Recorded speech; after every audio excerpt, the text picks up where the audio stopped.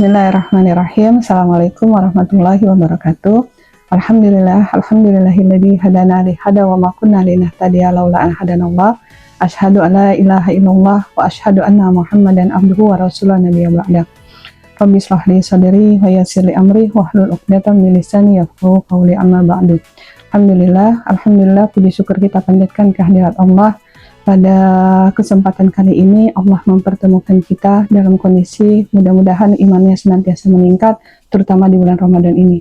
Salawat serta salam semoga tercurah kepada qudwah hasanah kita Rasulullah SAW, kepada sahabat dan orang-orang yang istiqomah di jalannya. Tema kita kali ini yaitu tentang rumah tangga, madrasah pertama mencetak peradaban. Rumah tangga, sebagaimana yang sudah dijelaskan di dalam Al-Quran, merupakan salah satu cara dari Allah untuk menghasilkan keturunan yang kelak ia mampu menjadi lil muttaqina imama. Di dalam Al-Quran Allah menjelaskan di surat Al-Furqan ayat 74, Bismillahirrahmanirrahim, walladzina yaquluna rabbana hablana min azwajina wa dzurriyyatina qurrata a'yun waj'alna lil muttaqina imama. Shadaqallahul azim. Yang artinya, dan mereka berkata, ya Tuhanku, karuniakanlah kepada kami pasangan dan anak keturunan yang menjadi penyejuk hati, dan jadikanlah kami menjadi pemimpin bagi orang-orang yang bertakwa. Di sini Allah memberikan sebuah visi besar bagi sebuah keluarga, bahwa keluarga kelak, dari keluarga tersebutlah akan lahir generasi-generasi yang akan menjadi lil muttaqina imama, jadi pemimpin bagi orang-orang yang bertakwa. Di dalam surat Al-Furqan ayat 63 sampai 73, Allah menjelaskan sifat-sifat orang yang memperoleh kemuliaan yang kelak bisa menjadi lil muttaqina imama. Sifat yang pertama adalah orang yang tidak sombong atau rendah hati dan senantiasa menyebarkan salam. Ini bisa dimulai dengan keluarga. Di dalam keluarga bisa menjadi madrasah, menjadi sekolah pertama, bagaimana anak-anak bisa mempunyai kepedulian terhadap saudara-saudaranya, kemudian bisa peduli terhadap orang-orang yang lemah, gitu ya, dengan orang tua memberikan contoh dan senantiasa menyebarkan salam. Sifat yang kedua yaitu orang-orang yang senantiasa menghidupkan waktu-waktu malamnya dengan bersujud dan berdiri, artinya senantiasa mendirikan sholat. Di dalam di surat Al-Ibrahim, Allah memberikan pengajaran buat kita bagaimana seorang Ibrahim alaihissalam senantiasa berdoa, Rabbi ja'alni muqimas sholati wa min dzurriyyati.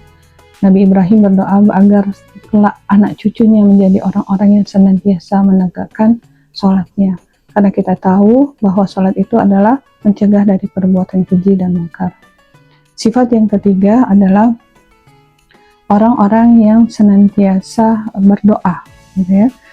Ramadan bisa menjadikan momentum, bisa menjadikan waktu yang tepat bagi kita dan anak-anak kita, mengajarkan mereka agar mereka memperbanyak doa, terutama doa-doa agar terhindar dari siksa api neraka, seperti doa Allahumma inna nas'aluka ridhoka wal jannah wa na'udzu min sakhatika wan nar.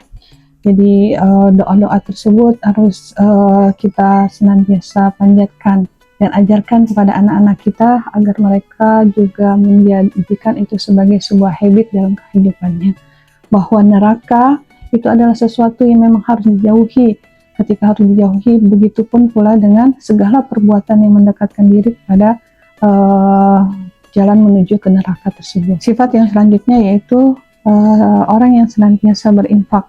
Infak di sini baik dalam kondisi lapang maupun dalam kondisi sempit, dalam keadaan susah maupun dalam keadaan senang.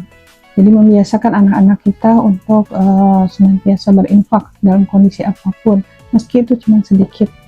Jadi infak itu bisa melatih jiwa mereka untuk peduli terhadap saudara-saudaranya dan mengikis dari sifat kikir.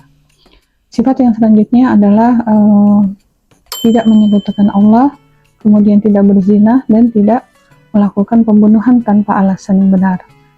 3 dosa besar, ya, tidak menyekutukan Allah, tidak berzina, dan tidak membunuh tanpa alasan yang benar.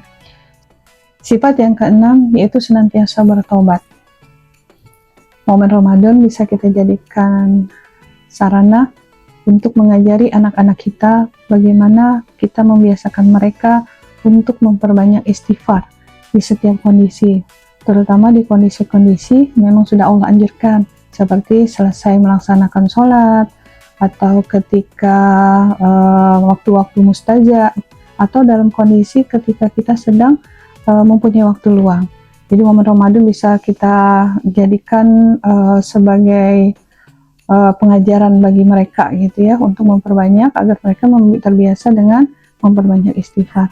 Sifat yang terakhir yaitu orang yang ketika diberikan amanah dia tidak berkhianat dan tidak menyia-nyiakan waktu luangnya. Jadi senantiasa mengisi waktu-waktu luangnya dengan perbuatan yang bermanfaat, dan kemudian ketika diberi amanah ia akan menjaga amanah itu dengan sebaik-baiknya.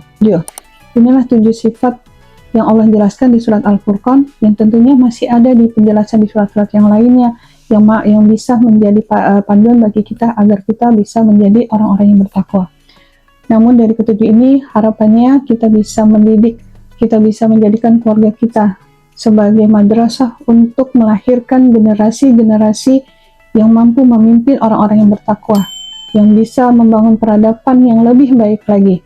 Dan harapannya kelak kita bisa dipertemukan bersama keluarga kita di surganya Allah. Wallahu a'lam bishawab. Al-haqqu min rabbik wa la takunanna minal mumtarin. Astaghfirullahaladzim. Assalamualaikum warahmatullahi wabarakatuh.